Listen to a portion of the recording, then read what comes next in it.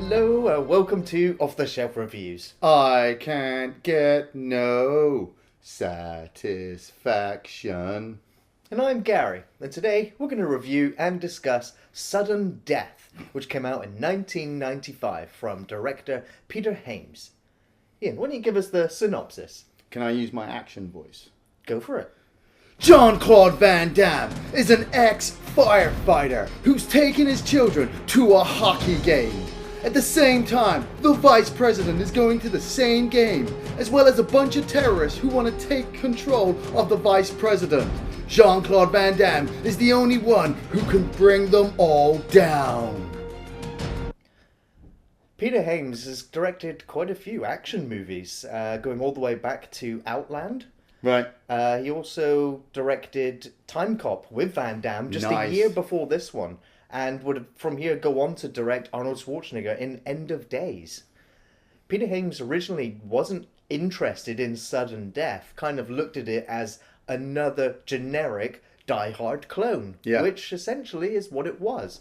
But when Van Damme got the job of the lead role, he quickly got hold of Peter Hyams and said, have another look at this, I've got some ideas that I think can make this work. Of course, Van Damme wasn't the first person that they went to. Of course, Arnold Schwarzenegger was approached, Sylvester Stallone was approached, even Bruce Willis was asked to come and play this part. Before eventually it went to Van Damme.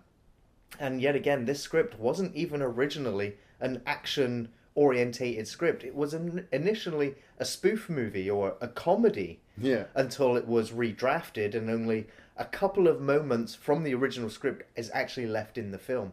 It's also interesting to note that this film was backed by the Pittsburgh Penguins chairman at the time.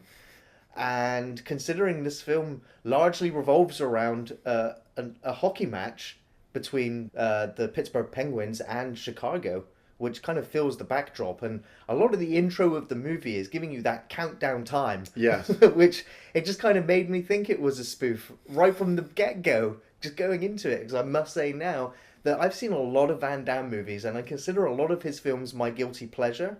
It's the first time I've seen Sudden Death. Really? Yes. This would be my second time in watching Sudden Death, and it's Van Damme.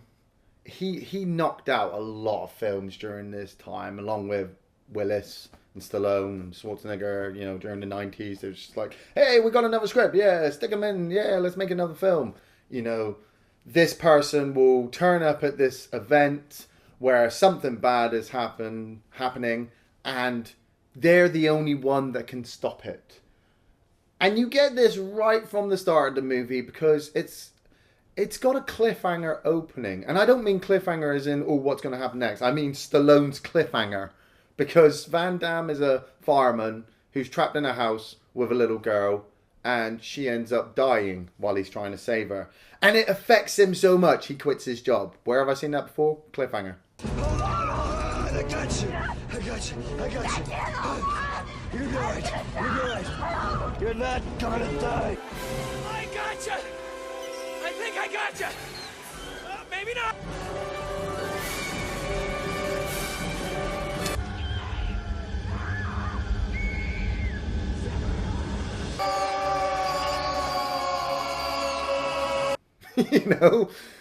And then we skip 2 years later, and Van Damme has been separated from his wife. He's quit his job as a fire chief and taken on a job as a fire marshal at the arena where the hockey game is going to happen. Now, this is a departure in my eyes from a lot of other Van Damme movies where he's actually given some acting work to do, other than just literally kicking the shit out of whoever or being in a fight. Yeah. He actually has to emote and come across as this protective father figure, which does give him a chance to actually emote on screen, which is kind of refreshing, considering that it's nearly 40 minutes into this film before Van Damme even throws a punch or a kick. Yeah. So there is a lot of setup at the beginning of this film, and I kind of like the scene where he turns up to his ex-wife's place. She's got she's got the new man in the house, and it's the kids. You find it's the birthday. He wants to take them away. The ex-wife's really upset, but it's Van Damme. You're not going to say no to him, really, are you? Yeah. He needs something to chase after in the arena. So she's like, but you've got the kids all tomorrow for the birthday. Oh, okay, take them to this game, but you better not ever do it again. And I'm like, oh, you're going to be so mad. You're going to be so mad at him when you find out that he took him to a game where fucking... Kids are going to need therapy. Yeah, terrorists and all that. Looks like those might be Penguin tickets. They are. It's the 7th game. Vice President's going to be there. We've also got Powers Boothe playing Foss, the leader of the terrorist group. Now, I haven't seen a lot of stuff that Boothe has been in, but I do remember him mainly as Senator Rourke from Sin City 1 and 2. And he's a very intimidating presence. His scenes in this film are just... Well, stop me if I'm wrong, but for me, Hans Gruber is like the fucking epitome of a terrorist or robber taking hostages. You know, you've got Tommy Lee Jones from Under Siege. You've got a bunch of other guys, but Powers Boothe kind of sits between Hans Gruber and Tommy Lee Jones' character. He's calculating like Gruber, but he's fucking insane like Jones' character. So he's in there like, I'm just going to kill everybody unless I get what I want. And if I don't get what I want, I'm just going to kill everybody. And you're like, this guy fucking means business. If at the end of the first period, the deposits are behind, one of you will die. If we're still lagging at the end of the second period, 2 of you will die. And at the end of the third period, everyone in this building will die. We've also got, and I was very surprised at this, Raymond J. Barry once again turning up. And, okay, so he was in The Ref, he was in Falling Down, and now he's in Sudden Death. So I watch it in reverse about this guy's, not acting career, but his kind of jobs. He was the vice president, got taken in a terrorist incident, so he quit his job and became chief of police in Falling Down. Realised that shit was going down with Michael Douglas, so he quit that and went to a small town where Kevin Spacey and his wife got taken hostage by Dennis Leary. I do it in reverse order, where it goes from there to the police job to the vice president. Yeah. They're all in place. Like you said, you've got the countdown going right at the beginning, 2 hours before the game starts, and you've got the terrorists moving around, getting in all into position. You've got the president heading there. You've got Jean-Claude Van Damme heading there with the kids. Right, we've got 40 minutes until the game starts. Okay, so now the terrorists are taking wives hostage of the chef hostage, so that the chef can take the terrorists to the VIP box, and Jean-Claude Van Damme's taking his kids to the seats. We've got 2 minutes until the game starts, and you're like, oh, it's all gonna start kicking off. It's clockwork setup, where you get introduced to the characters. I like the little moment where they're coming past the sort of the ticket collector, and she stamps their hand and she stamps her dad's hand, and you just know all these things are getting set up for later on. I also like watching the terrorists, just move around, do their thing. They take the wife's, the chef's wife hostage and force their way around all the way up to the point where the national anthem is playing, and then everything kicks off. Yes.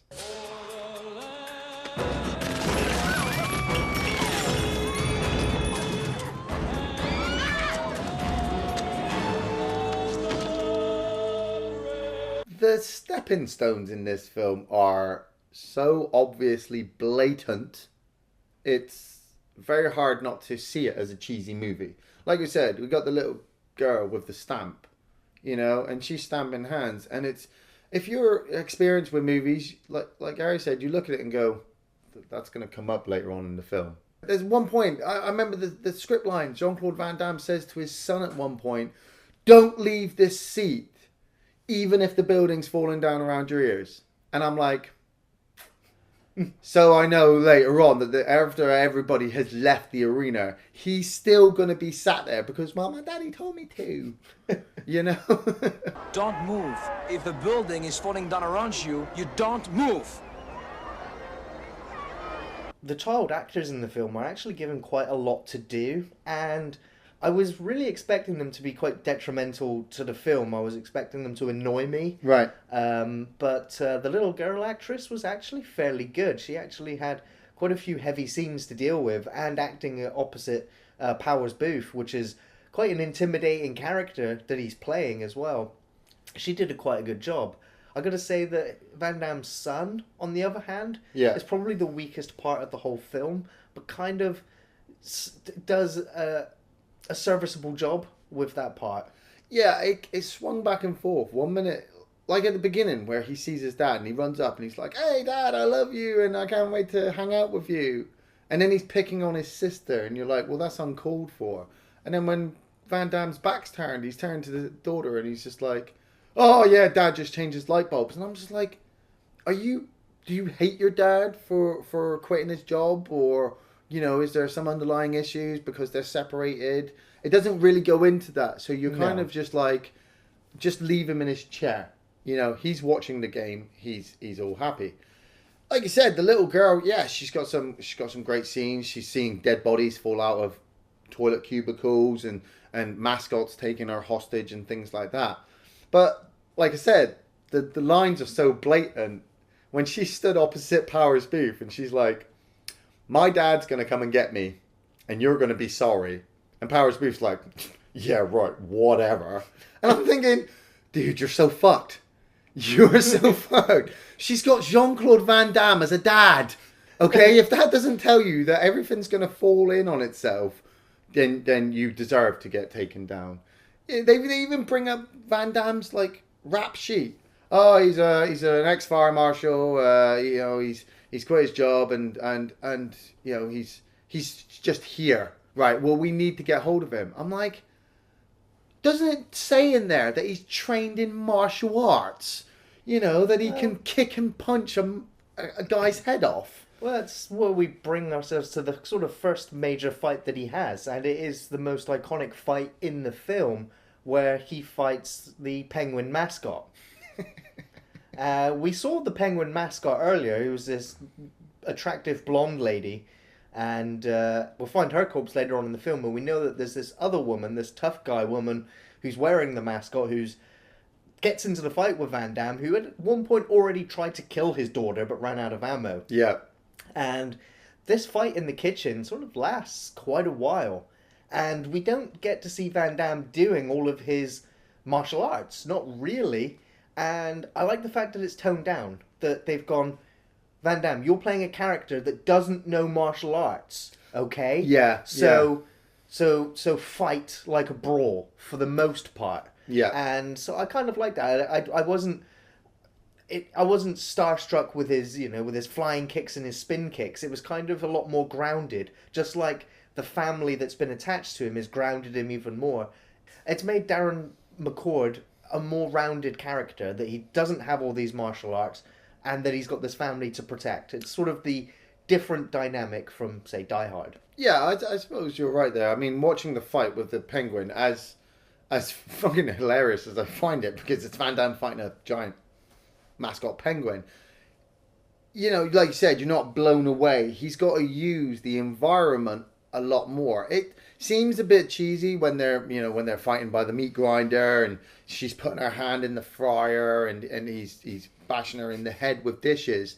But it's like the very next fight after that, you know, he kills her with a dishwasher. Now, I got very confused if she got strangled by her mask as she got pulled through, or if just the hot water from the dishwasher kind of... I think the steam's coupled with the suffocation, yeah. Yeah, it fully killed her. And he goes off and he finds one of the other terrorist security guards who doesn't realise is a terrorist and says, "Oh, you know, I've just been attacked." And they go into the kitchen and the guy's just like, "Whoa, where's the body?" And Van Damme's like, "I don't know." And I'm thinking, it's Resident Evil all over again. And the terrorist gives himself away and Van Damme kind of turns around and starts beating on him. And I sat there like, dude, I've just watched Van Damme beat the shit out of a woman in a mascot outfit. You are going to be no trouble. You know, you are literally like 4 steps down from that martial arts woman, because she was kicking ass and he still beat her. You've got a gun, he's just taking you out, and he's just stabbed you in the neck with a chicken bone. Damn. Awesome.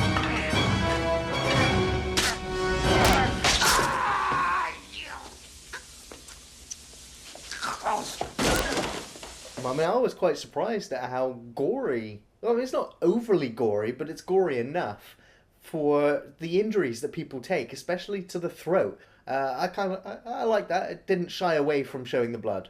Yeah. But what I was surprised about was how many weapons just get lost in the fight. The mascot's weapon is lost. The security guard that he brings in, his weapon's lost, I think, in the freezer. It's in the hot deep water fryer. dishwasher, and he's got to reach in and grab it. But throughout the film, every time he's fighting another terrorist, their weapon's either lost somehow. So he has to be inventive and come up and create his own weapons. That is awesome, actually. Van Damme going commando. I've just found lighter fluid and a lighter. Yes, I know exactly what to do with this. I've got a fire extinguisher pump thing and a little dart. I know exactly what to do with this. And I'm like, it's MacGyver. It's the dude from No Country for Old Men. Yeah, this, okay, we're going to tone down his martial arts. Fair enough. But we're going to make it so that he can just construct weapons. He constructs better weapons in this than the Dead Rising movies. And that's saying something. But you're along for the ride. You're like, okay, with the intensity of the hockey game going on, because as Powers Boothe explains, at the end of each inning, a hostage will die unless the American government, the president, transfers all this illegal funds from these accounts. $1 billion. Yeah. With all this money from these illegal accounts into these other accounts that he wants, and so that he can retire or whatnot. And you're watching the hockey game as it unfolds. And so the innings start to go down. It's like every 20 minutes. So unlike other terrorist movies where they're like, hey, you've got 3 hours to give us what we want or we start killing hostages, Powers Boothe is like, you've got 20 minutes. And just to make you know that I'm serious, bang, I've just killed another one. So don't fuck with me. And so you're watching the timer tick down. The hockey game's going on. The kids are in trouble. Van Damme's running around. Powers Boothe is clocking his gun. The hostages are crying. And you're like, holy shit. I like Die Hard. But Die Hard the intensity kind of sticks to a fine line after a while, because you're just waiting for the next McClane moment. In this, everybody seems to have a little thing to keep the suspense going, I suppose.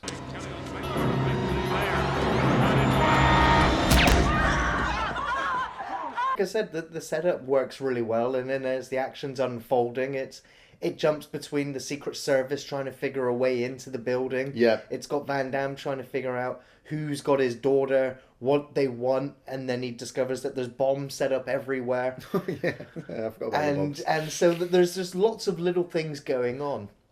I like the sequence where the Secret Service are like, we're going to send in all of these agents, but they're not going to be dressed like agents, so they shouldn't get detected. And you watch them go running in, or you watch rather the security footage of them going running in. Yeah.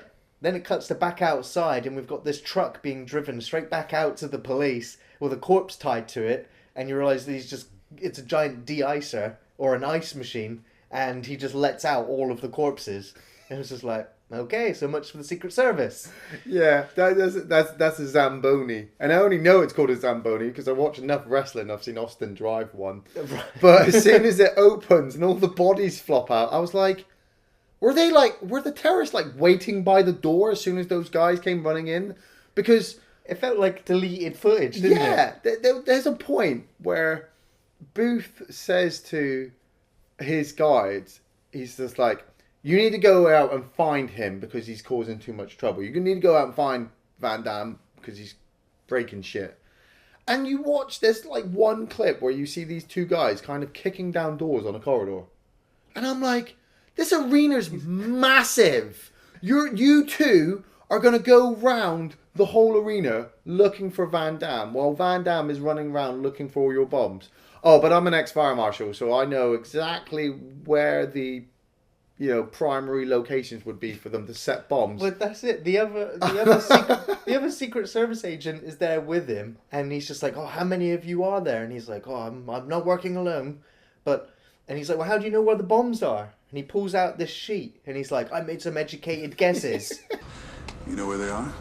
I made some educated guesses. These are the points I'd have if I wanted to bring this place down. Really? Yeah, really. Because I need to be the hero. So there's one explosive set underneath the stands of the crowd in the arena. Yeah. That arena is massive, and yet Van Damme goes, "I found the one bomb that's hidden underneath one of the benches." Yeah. How did you find that, really? But it doesn't matter. Yeah. What also confused me is that when he finds the first bomb, and you see the lights beeping on it, Yeah. and it cuts back to the VIP room, and Yeah. Powers Boothe has got this beeping device, and he's got a cigarette, and he's telling them, "You know what? Time's up," and he hits the button, and it turns out to be a lighter. I was like, the size of that thing, Yeah. and why has it got beeping lights? And so then it cuts to Van Damme, and he deactivates the bomb, yet the lights on it are still beeping as well. But the detonator, detonator and the C4 are separate. Well, I know, because you sit there and you watch Van Damme, and he's like, oh, cut one wire. Oh, okay. And the suspense cutting back, forth. You're like, oh my god, is it? You know it's not going to explode. It's you're halfway through the movie, because if they kill Van Damme off now, the whole arena's fucked. But he's just like, second wire, flick the switch, okay, and then and he takes the C4 out, and there's that really stupid scene where he looks at the guy and he's like, this is the most explosive, plastic explosive in the world. And the guy's like, I've seen loads of them, you can't. And Van Damme shoots him in the head with a dart and kills him. Bye-bye.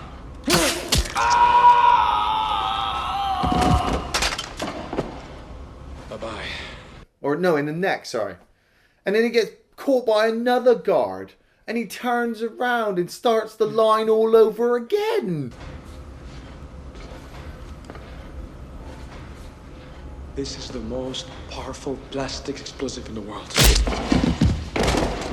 And then the Secret Service agent comes up and shoots the guard. And you're like, okay, so what's going to happen now? And Van Damme looks at the Secret Service agent and goes, do you believe me about this bomb? I'm like, oh, fucking hell, wow. like I said, there's a lot of comedy moments in there which kind of do work. Yeah, they do. So while he's trying to disarm the bombs, the Secret Service try another approach, and they send in some helicopters. And of course, you always have some guy on the roof with an RPG or a rocket launcher to shoot down the helicopters. Yeah. So Van Damme eventually makes it to a control terminal to try and send messages to the Secret Service outside, and same rocket launcher guy manages to blow that up too. Yeah. Of course, the police try and make an advance towards the building, but cars randomly explode. So the Secret Service remains outside, and it now looks like there's only one man left for the job. Yeah. Van Damme. Yeah, it's Van Damme. Van Damme, if you didn't realise. But Cord, you can't do anything alone. I'm not alone. But in an interesting twist, it turns out that Mr. Secret Service agent guy is a bad guy. Yeah. And he also slips up in a conversation with Van Damme, and Van Damme has created a makeshift flamethrower, shall we say. Yeah. And he just sets him on fire in the tunnels. And you're like, okay, that guy's on fire now. Van Damme runs off. And I must have missed it. I think I looked down at my pad and then looked up. But I think he's called Haywood. Yeah. Haywood turns up again, like with bad prosthetics on him. And he's like, "Wah!" to Van Damme. And Van Damme stunned him or broke his neck. I like I said, I looked down for a second, looked back up, the guy was dead. Yeah. But he's got this body, and I'm like, okay, so literally, Powers Boothe, your whole plan has now gone to pot. But I knew that from the moment we got into the film, because you turned up at the same arena that Jean-Claude Van Damme was working at. You really picked the wrong night to enact your plan. But the henchmen now are chasing Van Damme around the building, and they catch him near the stands. So Van Damme makes a run towards the the arena area, and runs off into the bathroom, following one of the Penguin goalies.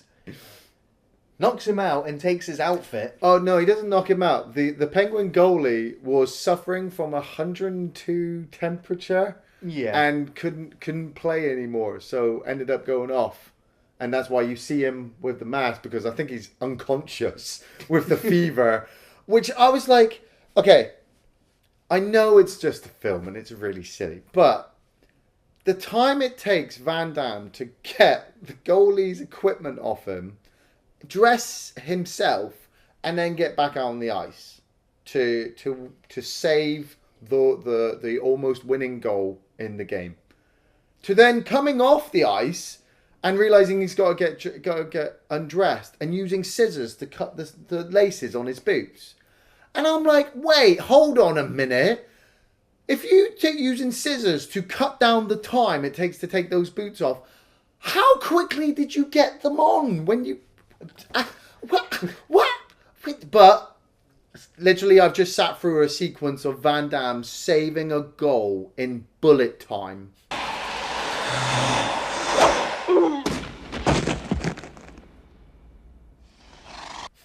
You know, and then having a father-son moment on the ice because he does the, oh, okay, here we go, the setup, you know, symbolism, oh, I love you, to his son. So his son goes, oh my God, that was my dad who just saved the winning goal. Oh my God, you know. So Van Damme, after saving the Penguins from horrible defeat, now has to save the president. Now has to go and save his daughter and the vice president. So he MacGyvers this little jar of explosives. Yeah. Climbs back up to the top of the arena stadium, swings from a bunch of light rafters. Oh wait, no. Beats up a couple of guys first. He beats up the rocket launcher henchman.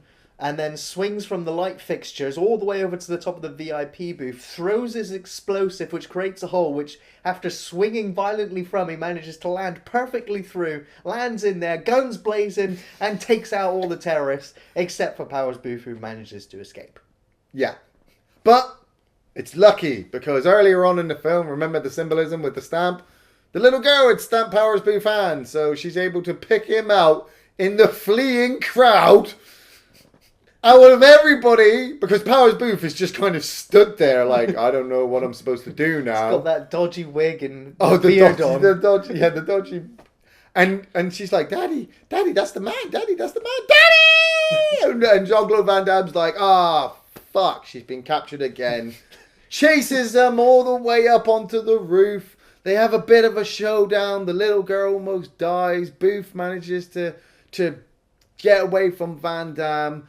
And then in the slowest death sequence ever, Van Damme jumps onto the ladder underneath the helicopter, shoots through the bottom of it. Why did he have to jump on the ladder to shoot the bottom of the helicopter? I don't know. He could have just tied it. He could have just tied the ladder onto any of those things that was around him. He could have just shot. Yeah, he could have just... Well, he had to climb on the ladder.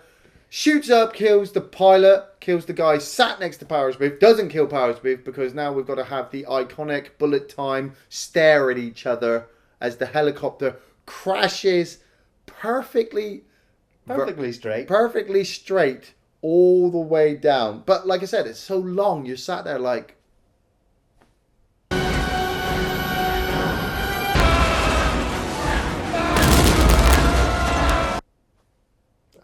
Sure, gravity's stronger than this. Yeah.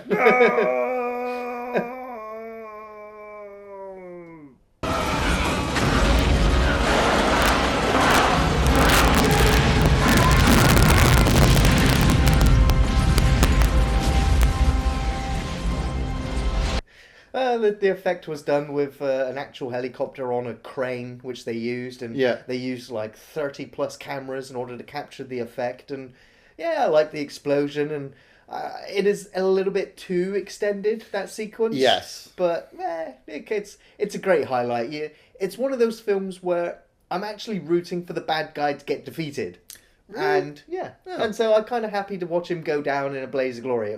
I like that.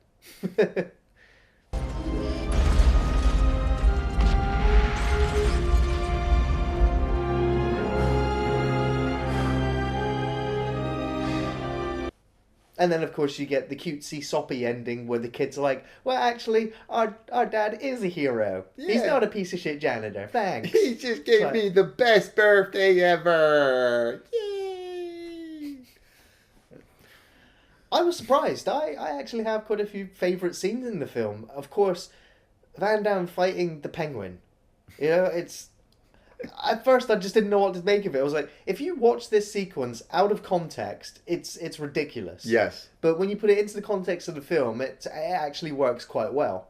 And it's very memorable. The kitchen brawl, using, throwing pepper in her eyes, grilling her hand, sawing off the top of the puppet's head, to finishing her off in the dishwasher. It was like, that was pretty violent. I like that. One of my favourite lines in the film is after Van Damme's just killed somebody, and the other guy's just like, how did you kill that guy? And he just looks at him and says, magic. I saw these two and I followed them. Part of my job is recognizing who's out of place and who isn't. They didn't seem interested in hockey. How'd you kill that guy? Magic. I think there's more setups. Sure.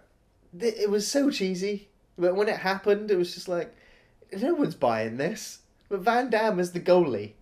When he's on the ice, just sort of a little bit Bambi on his legs, trying to get his standing. And then as they're coming towards him, you can just hear his POV just going, oh crap, oh shit, stay down the other end of the pitch, stay down the other end. But they'd already set it up at the earlier part of the film where he took his son into the lockers and his son's like, my dad used to play. What did he play? Goalie. I'm like, oh, fuck. Let me guess, he's going to be a Oh, yeah, he was a goalie. So, a bit hammy, but still very memorable. My favourite scenes, I really liked the takeover right at the beginning during the national anthem. Everything had been building up to the start of the game, and as soon as the national anthem started, the terrorists are whipping out all their silenced guns. They're taking out integral, people all around the building. Powers Boothe is just taking out the security elevators, walked right into the VIP booth and taking everybody down. And it was lethal but very quiet. Unlike, like we said, like with Die Hard, the terrorists just turn up and just start blasting everything and scare the crap out of everybody. In this, they just take out the VIP room, and so you've still got the crowd who are unaware about what's going on. So I thought that was really well done. Jean-Claude Van Damme versus the mascot, you've got to see it to believe it. It's crazy. I really like the terrorist with the missile launcher because he kills the wife of the chef at the beginning, and you're thinking, oh, he's just going to turn up at the end with the car or an ambulance or whatever. And he's not. He's intricate. The helicopters go in, he's blowing them up. He's moved to another position, and Jean-Claude Van Damme tries to use the electronic sign, and he blows that up. And then he does actually turn up at the end, but not for very long, and he gets fucking killed by Van Damme, which is like, yay. I like it when Jean-Claude Van Damme flames Hallmark. You've been backing Hallmark for a little bit because he was on the outside and he has no idea what's going on. But then when he reveals that he's actually in it with Foss, you're just like, oh, I want to see you fucking die now. And then he gets set on fire and killed so quickly that if you blink, you will miss it. I really like the sequence where Van Damme runs down the seats. I'm a big fan of like Jackie Chan, Jet Li, martial art movies that use the environment. And this one, I suppose if you look carefully, you can see some of the cardboard cutouts that they decided to put in the crowd.